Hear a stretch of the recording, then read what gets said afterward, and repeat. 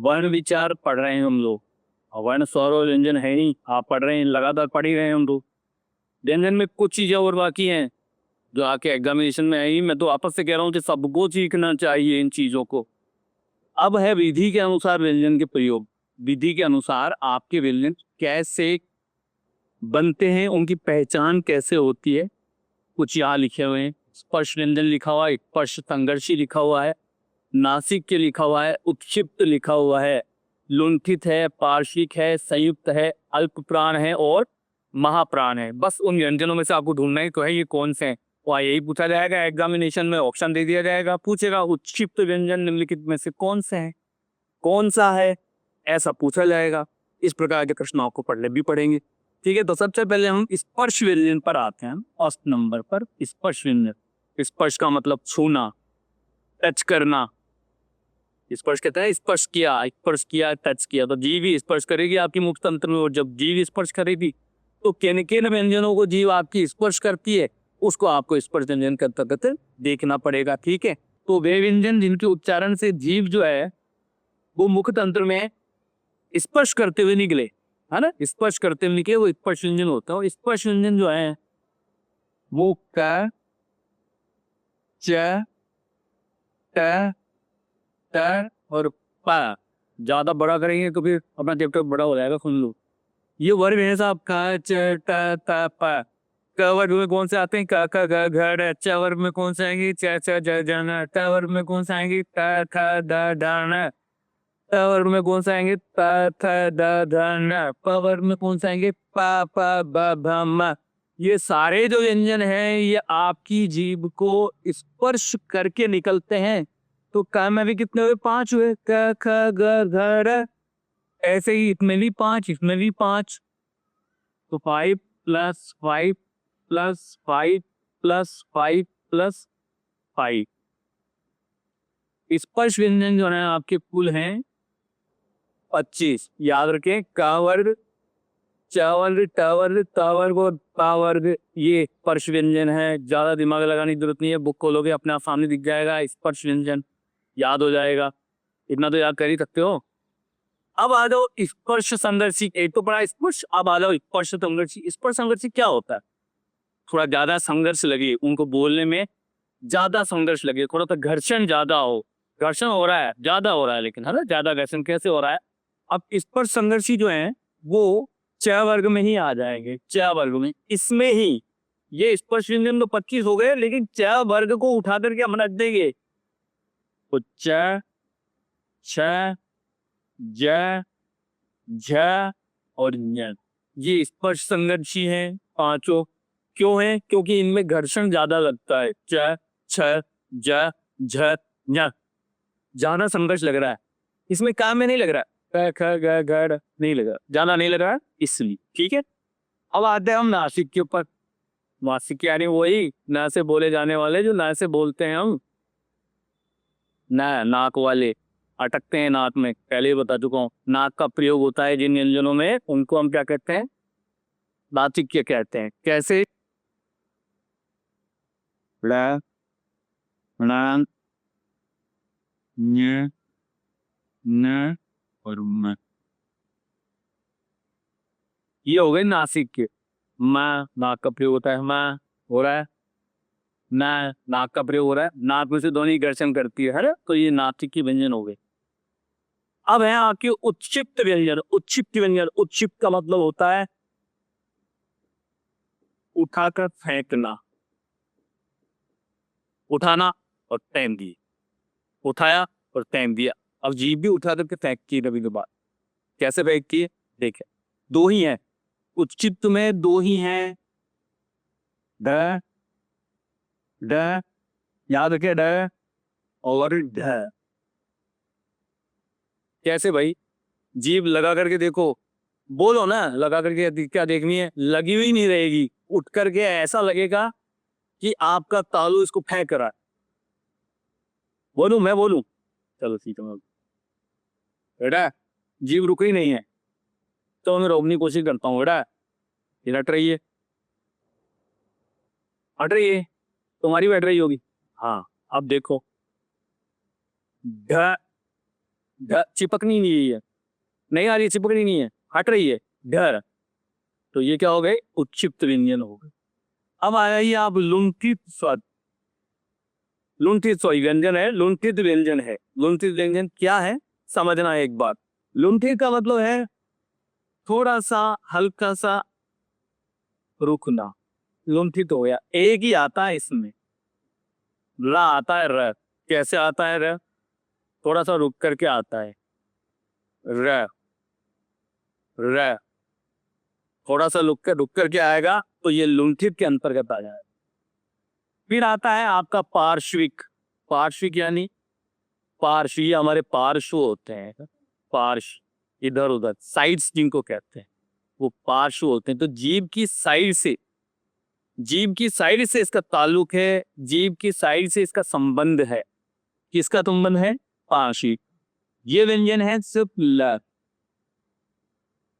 सिर्फ ल है।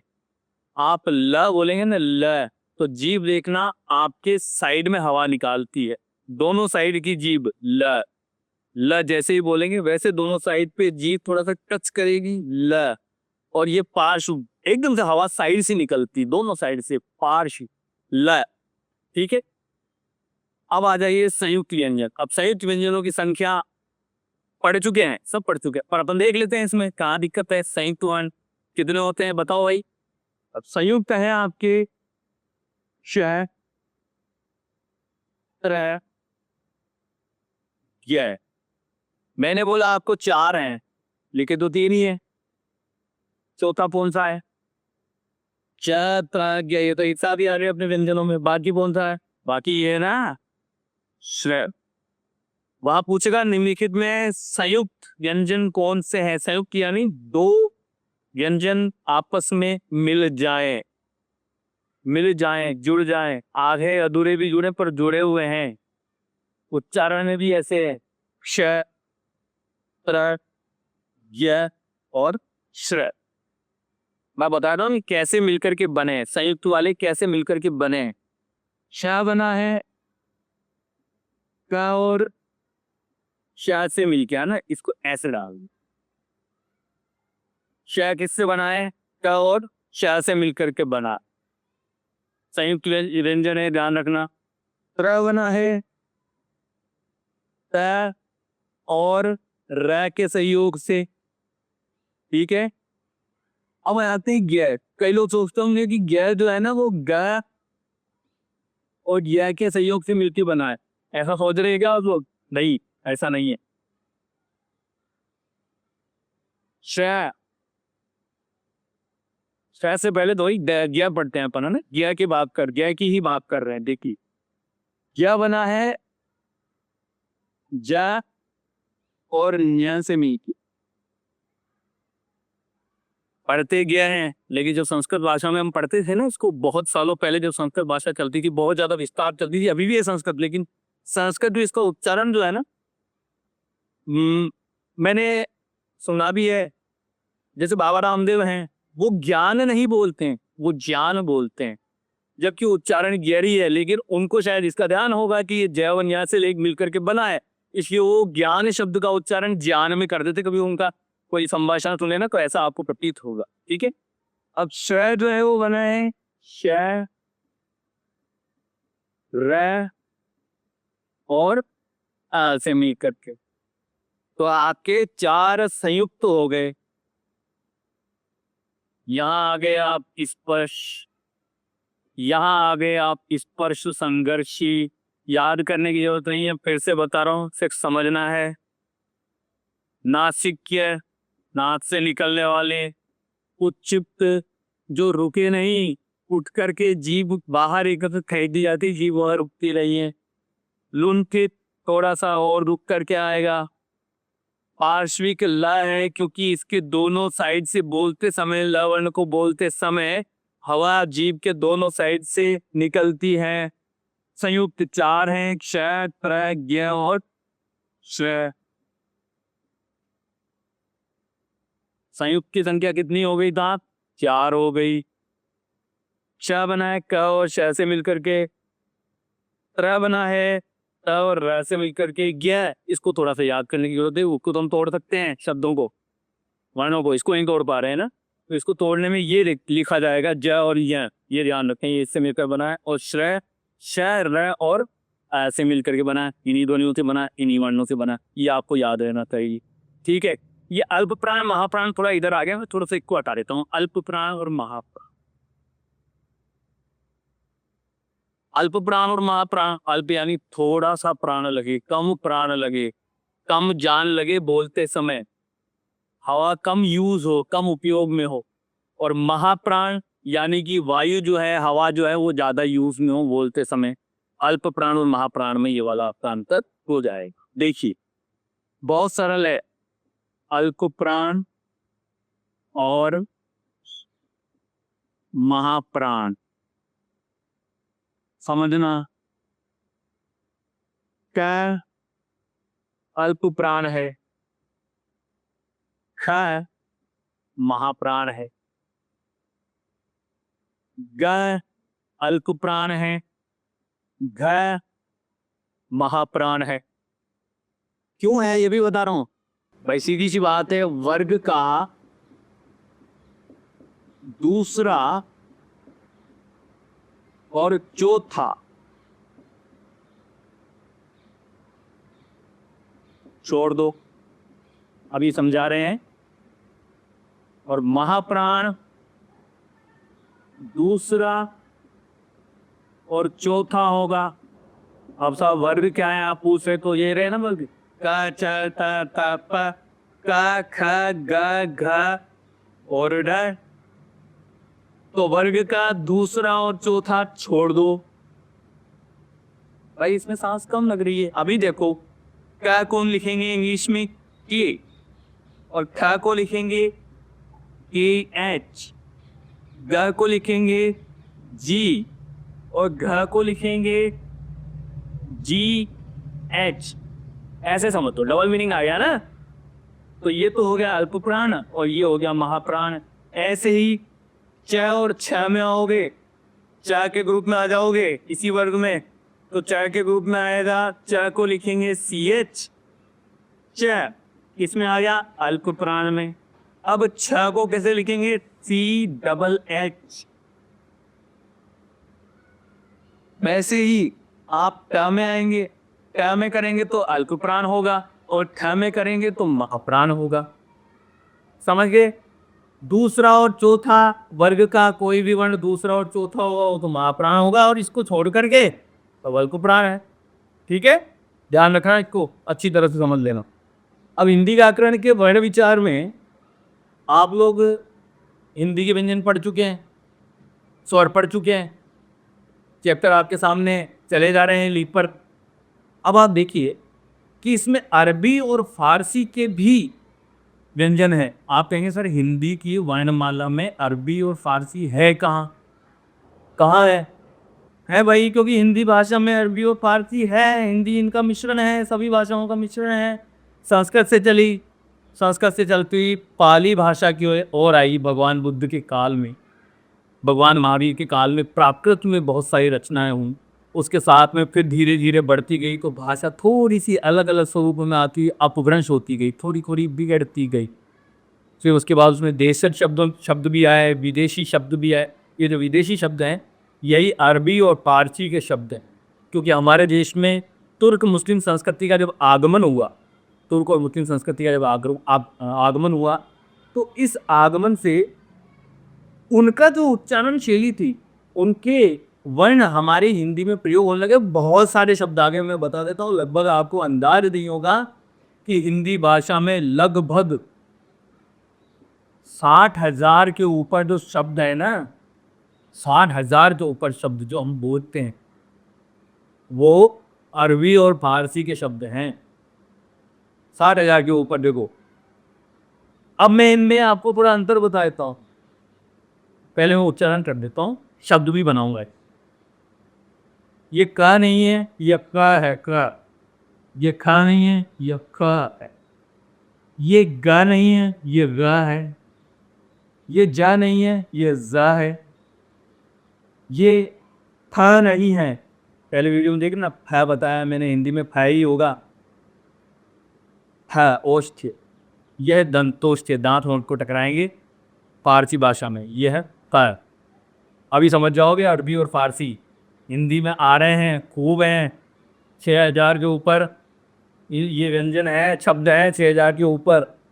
तो मैं यहाँ लिखता हूँ जैसे हिंदी वाले कैसे लिख रहा हूँ, कैसे हिंदी वाले कैसे कमल। लेकिन मैं अरबी वाले से अगर कुछ शब्द की रचना करूंगा तो वो होगा कलम। कलम नहीं, कलम कलम। ख से रचना करूंगा। अब लिखा है मेरे खरगोश, ठीक है ना। ये हिंदी वाला ख है, ये अरबी वाला फारसी वाला ये है ख्वाब। ख्वाब नहीं, ख्वाब, ख्वाब। एक नई सिंगर आई थी किसी सिंगिंग कंपटीशन में, तो लता मंगेशकर स्वर सम्राज्ञी वहां बैठी थी, तो लड़की ने गाना गा दिया, मेरे ख्वाबों में जो आए। हैं कैसे गाया होगा मुझे पता है, लेकिन उसने गाया तो मेरे ख्वाबों में जो आए। लता मंगेशकर जी ने उसको वहीं टोक दिया, बोले मेरे ख्वाबों में नहीं होता है, मेरे ख्वाबों में होता है। भाई फारसी का शब्द है, यूज करो ढंग से, ख्वाब होगा। गा से गणेश लिखा है, गणेश, लेकिन हिंदी वाला है, ये गा नहीं है, ये गा है, ये है गजल। अब जहाँ पे आ गए अपन देखो, जा नहीं जा पे आए हैं।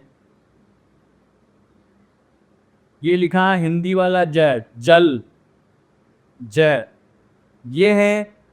आगे शब्द जब हम फारसी का पढ़ेंगे तो आएगा इस तरह से आएगा, जंजीर। ये ज है, फिर मेरे उच्चारण पर बार बार ध्यान लीजिए। ये फा हिंदी वाला फा नहीं है, हिंदी वाला का को होगा, साहब पहले भी बता चुका हूं। लिख देता हूं, उच्चारण कर रहा हूं मेरे ओठों की तरफ देखिए, दोनों ओठी मिलेंगे, दांत नहीं टकराएगा। फूल। और ये होगा फर्ज, यहां भी लगेगा नुक्ता। फर्ज, अगर मैं कोई हिंदी वाले से पढ़ूंगा तो पढ़ूंगा फर्ज, फर्ज तो होता ही नहीं, फर्ज होगा। अब आप देख के उठा के देखिए, कलम, ख्वाब, गजल, जंजीर, फर्ज। ऐसा लग रहा है ना मुस्लिम जैसे शब्द हैं, हाँ तो वही हैं। अरबी और फारसी भाषा जो है उन्हीं की ही दी हुई भाषा है हिंदुस्तान में, भारत में। तो इसलिए ये जो आपके सामने व्यंजन रखे गए हैं अरबी और फारसी के व्यंजन का नहीं है, क है, ख है, ल है, ज है, फ है। हवा गर्म सी होती है और थोड़ी सी झंझनाहट से निकलती है, इसलिए ये अरबी और फारसी के शब्द हैं। कुछ अरबी और फारसी के शब्द इनसे संबंधित लिख देता हूँ आपको, तो आप उसको समझना, है ना। ऐसे ही है। क वाले लिखते हैं मुलाकात, मुलाकात नहीं, मुलाकात। यहां लिख देते हैं, है ना। तरक्की, मुलाकात, तरक्की। हकीकत, यहां यहां नुक्ता लग रहा है, हकीकत नहीं है, हकीकत है, हकीकत। जैसे यहां अब अपन ख पर आ गए, क।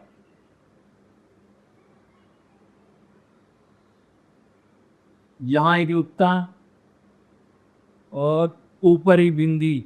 खंजर नहीं है, खंजर है, खंजर, खंजर। गणेश, ग हिंदी वाला और ये अरबी वाला ग। फिर नुक्ता लगा देता हूं, वुस्ताक, वुस्ताक, ठीक है। ये रंजीर लिखा था, है ना।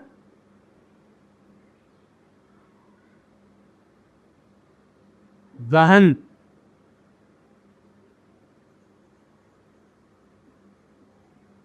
आगमाइश, आजमाइश, ये बिंदी आटो पर नहीं है, ये ज पे है, नीचे है, पारसी भाषा का शब्द है, ये यहाँ है, नुक्ता ही कह रहे हैं इन दोनों को, आगमाइश। अब जैसे ख लिखा मैंने, किसका लिखा है? फारसी भाषा का। कुल हिंदी भाषा का है। फर्ज फारसी भाषा का। ठीक है, बहुत सारे शब्द मिलेंगे। 60,000 शब्द हैं, 60,000। मैं शायद बीच में 6,000 बोल गया था। 60,000 हैं। 6,000 मुझे याद है, इसलिए मेरे को याद है। लेकिन 60,000 के ऊपर ही है अरबी और पारसी शब्द जो हिंदी भाषा में इस्तेमाल होते हैं, प्रयोग होते हैं। ठीक है, तो अब मेरे व्यूअर्स से भी बात कर लेते हैं। इतना सब कुछ आपने पढ़ लिया, स्वर पढ़ लिए, व्यंजन पढ़ लिए, वर्ण विचार जो पूरा का पूरा चैप्टर है आपने पढ़ा है, अभी ढंग से पढ़ा है, अच्छी तरह से पढ़ा है, सब कुछ सीखा है, और सीखते जाएंगे और आगे बढ़ते जाएंगे और पढ़ते भी जाएंगे। एक काम आपका बाकी है, चैनल को सब्सक्राइब ज़रूर कीजिए, साथ ही बेल आइकन का बटन दबाइए।